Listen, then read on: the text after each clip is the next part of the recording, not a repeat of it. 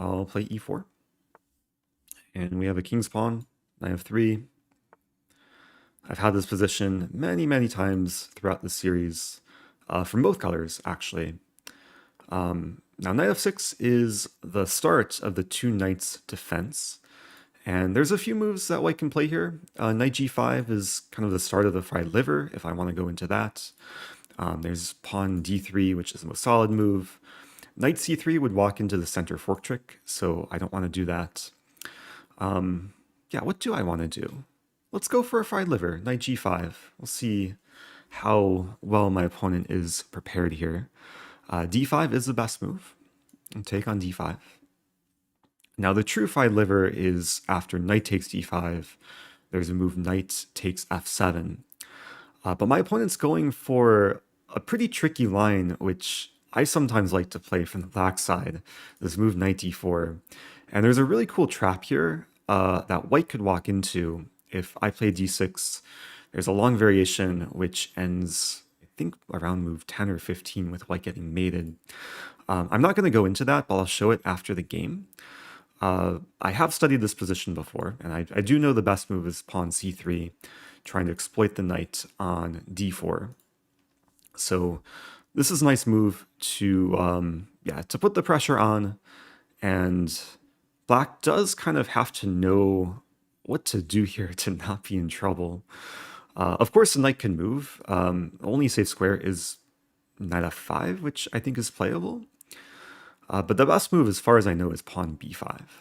So we'll see what my opponent comes up with here. Maybe taking is also playable to counterattack the knight, although taking I'd probably wind up material. We do see pawn b5.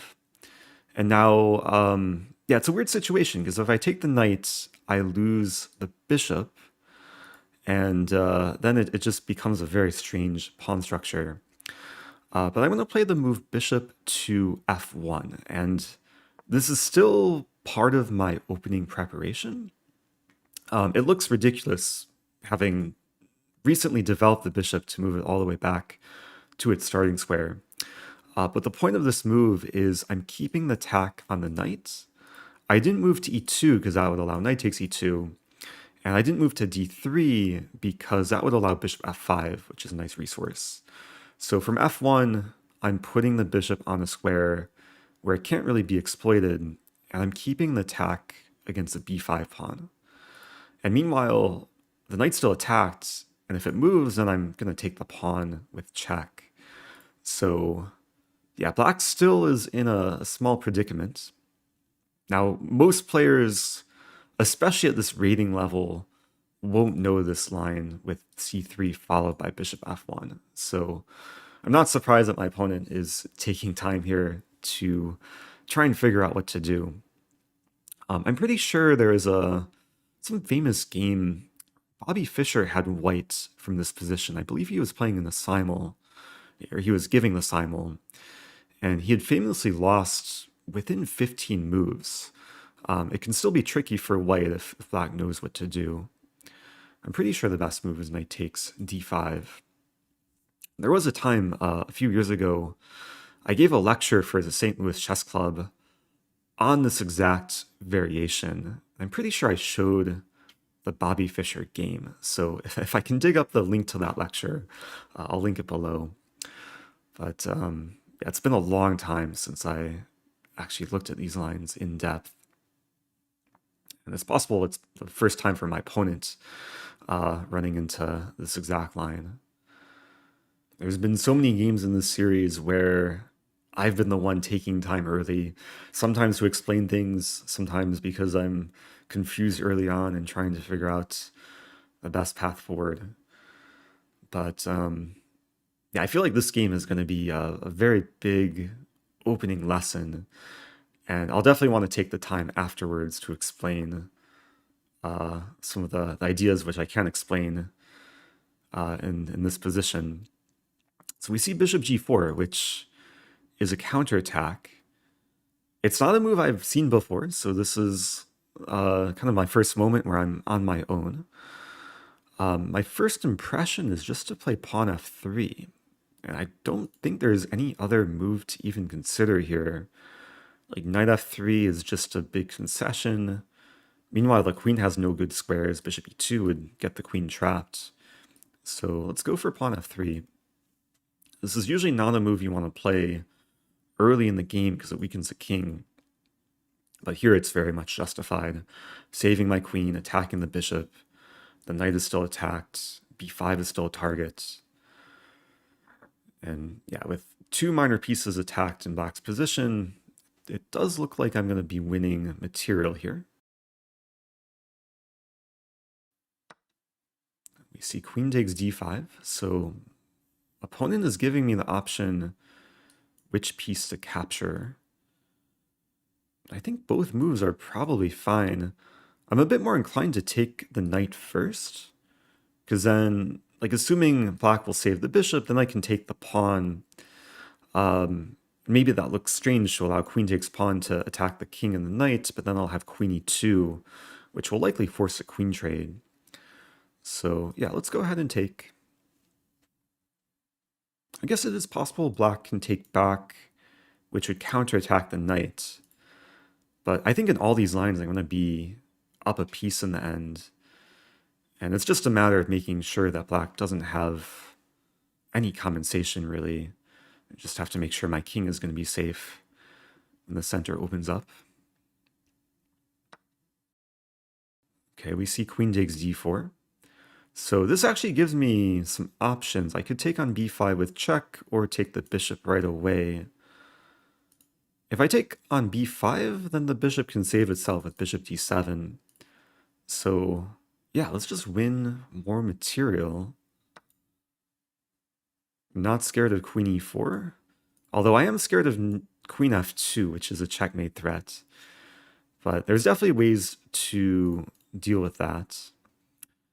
And maybe the first thing I can do is take on b5 with check. Yeah, let's go for this. Black can't deliver checkmate when the black king is attacked. And I think very likely next move I'll play something like queen f3 or queen e2 or rook f1. All of these moves will prevent checkmate. Of course, depending where the black king moves to, like king d8, knight takes f7 will be possible. So king e7 is played. And I really like this move queen f3 because not only does it defend against queen f2, but it attacks the rook and it attacks f7. On top of that, I'm up a knight and a bishop, I guess, for a pawn, so things are going very well here. This is why it pays off to be prepared in the opening. Especially to be prepared against kind of an offbeat but tricky variation. So yeah, I'm not sure what black should do here. Like it's so difficult to have the rook and pawn attacked. I mean, maybe black can play f6, give the rook, and then like go for counterplay. Here it's very close to force mate. Like I'm calculating queen takes and then king d6 and then queen e6 and then king will run. I don't see force mate though. But yeah, let's start by taking.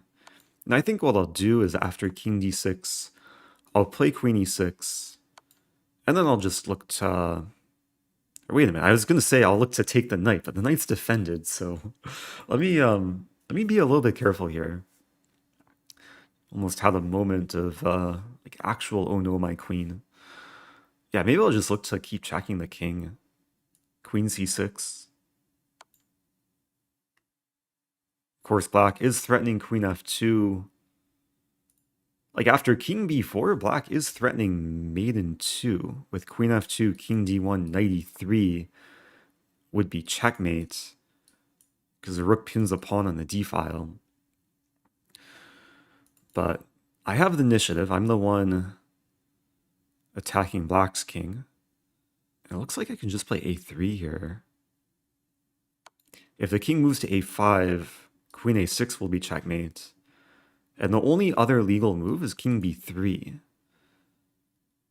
After which I'm pretty sure I see mate in 2 with bishop a4, queen takes a4, and then queen c3 checkmate. Just double checking here, but yeah, this is going to be a nice finish. Bishop a4. The queen supports the bishop. Black's only legal move is to take. And then queen c3. Okay, so that was a pretty extraordinary opening. Like, not every day you can checkmate the opponent's king on b3 when you're white in the first within the first 20 moves. But I do want to go back and explain the lines in this variation, because there is a lot to address. I mean, starting with knight g5, like in this position, the main line and the line that most grandmasters play is knight a5, and this is probably the most reputable, but also the most theoretical. The fried liver, at least the main line of fried liver, is after knight takes d5, and this is known to not be so great for black because of knight takes f7, king takes f7, queen f3. I don't think I've had this exact position in a speed run just yet, but I've definitely shown it before at least once. The idea is that, yeah, the knight's attacked, the king's attacked, the knight can't block because there's a pin. The best move for black is to move forward, but then the king's a big target. White can pile on the pressure. And yeah, white's definitely for choice from this position. So let me explain knight to d4, because this is a really tricky line that will basically trap a lot of amateur players, because it looks very attractive for white to play d6 in this position, unleashing the bishop and targeting f7. But this is actually the beginning of just walking into a really nasty line, because black can take on d6 with the queen, and if white takes on f7 with a fork, it looks good for white, but black has queen c6 counterattacking the bishop and the pawn, and I'm pretty sure there's been tens of thousands of games that have gone knight takes rook, and then queen takes g2, not taking the bishop, but taking the pawn, because now the rook is almost trapped, and after rook f1, there's queen e4, almost checkmate. If the queen blocks, the queen is lost, and if the bishop blocks, then knight f3 is smothered mate. So I've had this position online probably at least a few times. I haven't played this line in a while, though, from the black side. And it's a line that objectively is dubious for black because of the c3 move. And unfortunately for my opponent, I knew this move. They responded in the best fashion by playing b5. And yeah, the only move to keep the advantage here for white is bishop f1. I should explain bishop d3 runs into bishop f5, which is a nice kind of counterattack, because if takes, black is doing fine. And if takes, then takes, black is also doing fine. So bishop f1 just ensures knight's still attacked. And yeah, the best move here for black is actually not to move the knight, but to take on d5, counterattacking this knight. And yeah, there was some Fischer game that went like takes and then takes and then takes and then king d8 and then castle. And I'm pretty sure Fischer was white. He played queen f3. His opponent took the pawn, and then Fischer took on f7. I may have mixed up the move order, but yeah, if you look it up in like online, like how Fischer lost in less than 15 moves, I'm sure the game will come up. And the winning move from black in this position is actually pretty incredible. If you want to pause the video and try and find it, feel free to do so. There's only one winning move for black, and that is knight to f6, with the idea that black is preventing white from delivering mate on e8 or d7. At the same time, g2 is attacked, and not only is g2 attacked, but black is also threatening bishop d5 to trap the queen. So it's an incredible multi-purpose move. Basically, there's at least 4 or 5 purposes with this move between defending these squares, threatening mate, and clearing the d5 square for the bishop. So yeah, Fischer was a victim to this line. If white is prepared here, of course, white should not take on f7 after d3. White's doing quite well. So it's a useful line to be aware of if you play this from the white side. But going back to the game, I think after bishop g4 and f3, I was just in the driver's seat, and yeah, things just kind of spiraled downwards for black in the game. So hopefully a bunch of lessons to take away from that first one.